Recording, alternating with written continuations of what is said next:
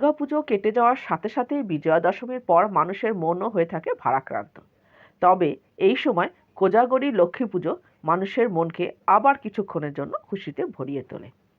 আশ্বিন মাসের শেষে পূর্ণিমা তিথিতে কোজাগরী লক্ষ্মী পুজোর আরাধনা করা হয়ে থাকে বাঙালি হিন্দুর ঘরে ঘরে। এক চিরন্তন প্রার্থনা, প্রায় প্রতি ঘরেই দেবী লক্ষ্মীর পুজো হয়ে থাকে। লক্ষ্মী হলেন ধন সম্পদের দেবী। ধন সম্পদের আশায় ঘরে ঘরে কোজাগরী লক্ষ্মী পুজো করা হয়ে থাকে। নারী পুরুষ নির্বিশেষে এই পুজোয় অংশগ্রহণ করেন। সকলেই প্রায় সারা বছর প্রতি বৃহস্পতিবার লক্ষ্মী পুজো করেই থাকেন। তবে কোজাগরী লক্ষ্মী পুজো সেই পুজোতেই একটু বড় আকারে হয়ে থাকে। হ্যালো বন্ধুরা, welcome back to my channel. আজকে এই ভিডিওয়ে আমি আলোচনা করব যে 2024 সালের কোজাগরী লক্ষ্মী পুজো কবে পড়েছে, তার শুভ মুহূর্ত এবং কোজাগরী শব্দের অর্থ কী, এবং এই পুজোকে কোজাগরী পুজো কেন বলা হয়, অর্থাৎ কোজাগরী লক্ষ্মী পুজো কেন বলা হয়। তার সাথে লক্ষ্মী পুজোর পুষ্পাঞ্জলি মন্ত্র ও প্রণাম মন্ত্র সবই আমি দিয়ে রাখছি। ভিডিওটি ভালো লাগলে অবশ্যই লাইক করে কমেন্ট করবেন এবং চ্যানেলটিকেও সাবস্ক্রাইব করে রাখবেন যাতে সমস্ত ভিডিওর নোটিফিকেশন আপনারা পান। তো চলুন শুরু করি। তবে সবার আগে আমরা জানব কোজাগরী শব্দের অর্থ কী। কোজাগরী শব্দের উৎপত্তি কোজাগতি থেকে, যার অর্থ কে জেগে আছো।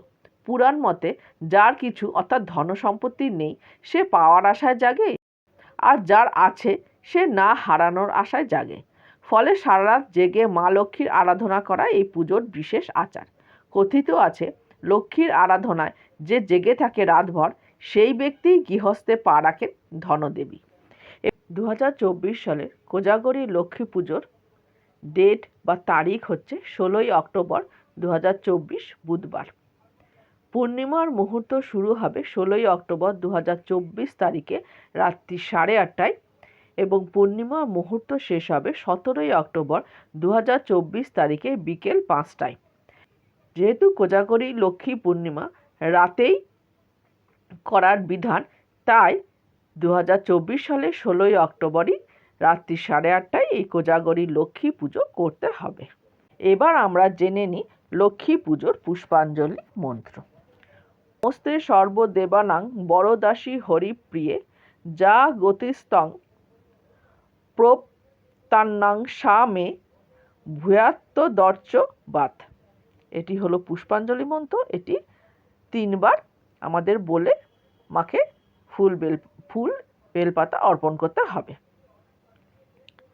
আর লক্ষ্মী পুজোর প্রণাম মন্ত্র অর্থাৎ পুষ্পাঞ্জলি হয়ে যাওয়ার পর যে মন্ত্রে আমরা প্রণাম করব সেই মন্ত্রটি হলো ওম বিশ্বরূপস্য ভাজ্যাসী পদ্মে পদ্মালয়ে শুভে সর্বত্র পাহি মাং দেবী মহালক্ষ্মী নমস্তুতে। এই মন্ত্রে আমরা মাকে প্রণাম করব। কোজাগরী পূর্ণিমায় অবশ্যই লক্ষ্মী পুজোর পর লক্ষ্মী গায়ত্রী মন্ত্র 108 বার জপ করুন, অবশ্যই শুভ ফল পাবেন। এছাড়াও অবশ্যই পড়বেন লক্ষ্মী পাঁচালী। অনেক বড় হওয়াতে আমি এখানে দিলাম না, লক্ষ্মীর পাঁচালীর বই সঙ্গে নিয়ে পড়বেন। কোজাগরী পূর্ণিমার দিন লক্ষ্মী পাঁচালী পড়লে মা লক্ষ্মীর কাছে তা অত্যন্ত শুভ বলে মনে হয়। যারা লক্ষ্মী পাঁচালী পড়েন এবং শ্রবণ করেন তাদের সবাইকে ধন লাভ করতে সাহায্য করেন দেবী লক্ষ্মী। শোনা যায় দেবী লক্ষ্মী নাকি খুবই চঞ্চলা, তবে তিনি ক্রোধী দেবী নন।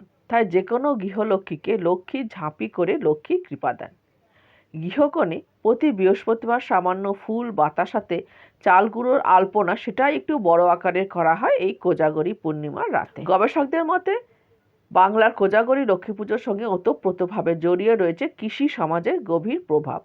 অবশ্য তার প্রমাণ মেলে পুজোর উপকরণ আর আচার অনুষ্ঠান দেখে। কোজাগরী লক্ষ্মী পুজোর সঙ্গে একেবারে জড়িয়ে আছে আলপনা, যা পশ্চিম বাংলার বিভিন্ন প্রান্তের লক্ষ্মী পুজোর আলপনায় দেখা যায় আঞ্চলিকতার প্রভাব। তাহলে লক্ষ্মী পুজো কবে পড়েছে, আমরা কিভাবে করব, এই পুজোকে কেন কোজাগরী পুজো বলা হয় তা আমরা জেনে নিলাম। ভিডিওটি ভালো লাগলে অবশ্যই লাইক করে কমেন্ট করে চ্যানেলটিকেও সাবস্ক্রাইব করবেন।